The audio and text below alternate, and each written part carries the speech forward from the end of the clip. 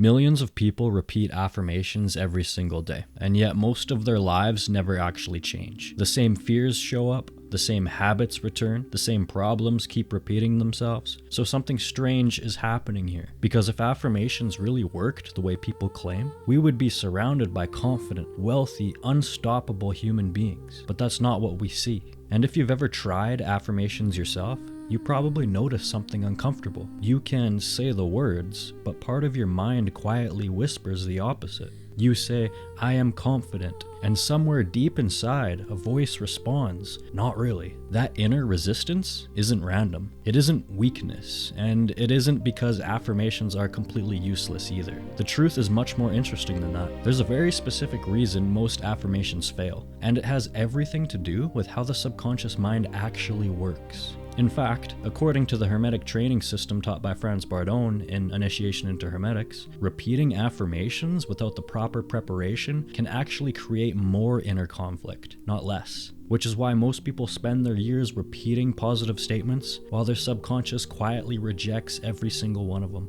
But once you understand the hidden mechanism behind this, something powerful happens. Because affirmations themselves are not the real problem. The real problem is how they're being used. And in this video, we're going to uncover the missing subconscious key that almost no one in modern self-help ever talks about. Once you see it, you'll never look at affirmations the same way again. So where did this whole idea of affirmations actually come from? Over the last few decades, a huge part of modern self-help culture has been built around a very simple belief. The idea is this: if you repeat a statement enough times, your subconscious mind will eventually start to believe it. And once the subconscious believes something, your behavior, your emotions, and even the opportunities you notice in life will begin to change. This belief became especially popular through movements like the law of attraction and broader positive thinking philosophy that exploded in self-development books, seminars, and online content. The message is usually presented in a very encouraging way. You are told that your thoughts shape your reality, that your inner dialogue programs your subconscious mind, and therefore,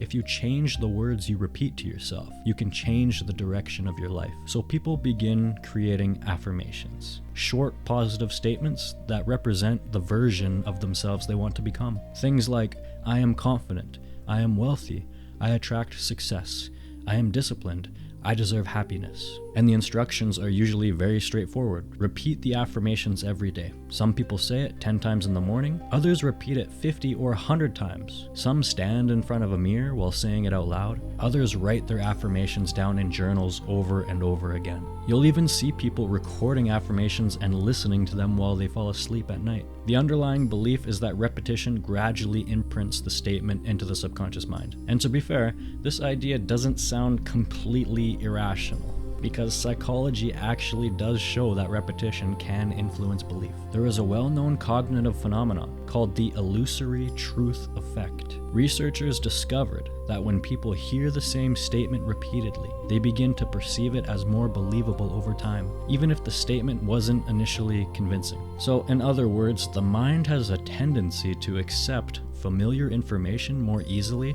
than unfamiliar information. So when you hear the idea behind affirmations, it sounds logical. If repetition can make something feel true, then repeating positive statements about yourself should slowly convince your subconscious mind to accept them. And if the subconscious accepts them, then your behavior, confidence, and life circumstances should eventually start aligning with that belief. But this is where things start to fall apart, because the human mind is not as simple as repeating a sentence until it magically becomes true. There's something deeper happening beneath the surface that most affirmation systems completely ignore. And it comes down to the difference between the conscious mind and the subconscious mind. Your conscious mind is the part of you that chooses the affirmation. It's the part that says, "I want to be confident, I want to succeed, I want to change my life." So the conscious mind creates a statement that represents that goal. But the subconscious mind is a very different thing. The subconscious is not controlled by what you want to believe. It is built from years of accumulated experiences, emotions, and repeated patterns. Every embarrassing moment you remember, every failure you've internalized, every criticism you've heard from other people, all of that becomes part of the subconscious belief system. So when somebody stands in front of a mirror and repeats affirmations like, "I am confident," their conscious mind might be saying the words, but the subconscious mind may already hold a completely different conclusion. Deep down, it might believe things like, "I'm awkward, people judge me, I always mess things up, I'm not good enough." And when these two messages collide, something very important happens. Conflict. The conscious mind is sending one signal, and the subconscious mind is sending the opposite signal. And when two mental forces oppose each other like this, they don't reinforce each other, they cancel each other out. This is why somebody can repeat affirmations for weeks, even months, and still feel exactly the same inside. The words may change on the surface, but the deeper structure of belief remains untouched. Think of somebody who is terrified of public speaking. They wake up in the morning, look in the mirror, and say, "I am confident, I am confident, I am confident." But their body remembers something the affirmation does not. It remembers every moment they felt judged, every time their voice cracked, every presentation where their heart was pounding and their hands were shaking. All of those experiences are stored in the subconscious as evidence. And the subconscious mind trusts evidence far more than it trusts words. So when affirmations say, "I am confident," the subconscious quietly responds, "No, you're not. I've seen the proof." And that internal contradiction creates resistance. Instead of the affirmation smoothly entering the subconscious mind, it gets rejected. The person repeats the words, but internally they feel fake, almost like they're trying to convince themselves of something they don't actually believe. And this is the core psychological reason most affirmations fail. Because a single sentence repeated in the morning cannot overpower a belief system that has been built through years of emotional experiences and internalized patterns. So the real question becomes this: if simple repetition isn't enough to change the subconscious, then what actually does? This is where the Hermetic system gives a much deeper explanation for what's actually happening inside the mind. Because from a Hermetic perspective, this inner conflict is not random, and it is not simply a flaw in affirmations. It's a natural result of how the human psyche is structured. In Hermetic training, the mind is not viewed as a single unified force that always moves in one direction.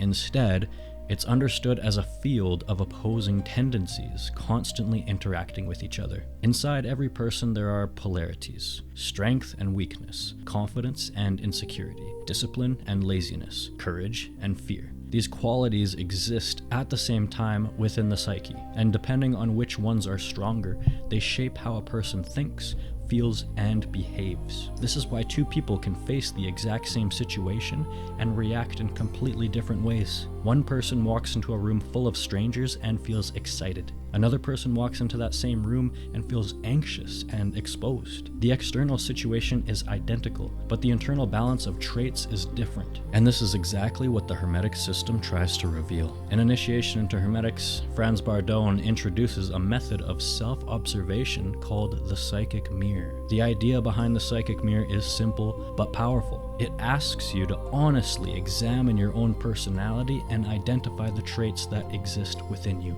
Not just the traits you like, but also the ones you usually ignore or hide from yourself. Because every person contains both constructive and destructive tendencies, patience and impatience, focus and distraction, determination and procrastination. The psychic mirror forces you to see the entire structure of your psyche clearly. And this is where the real problem of affirmations becomes obvious. When somebody repeats an affirmation like "I am confident," they are usually focusing only on the one trait they want to develop, but they ignore the traits that already contradict it. If somebody carries deep insecurity, fear of judgment, or a habit of self-doubt, those tendencies don't simply disappear because a positive sentence is repeated. Those traits remain active in the subconscious. And because they are already rooted in past experiences and emotional conditioning, they resist the new affirmation. So the affirmation doesn't fail because the idea of suggestion is wrong. It fails because the inner structure of the psyche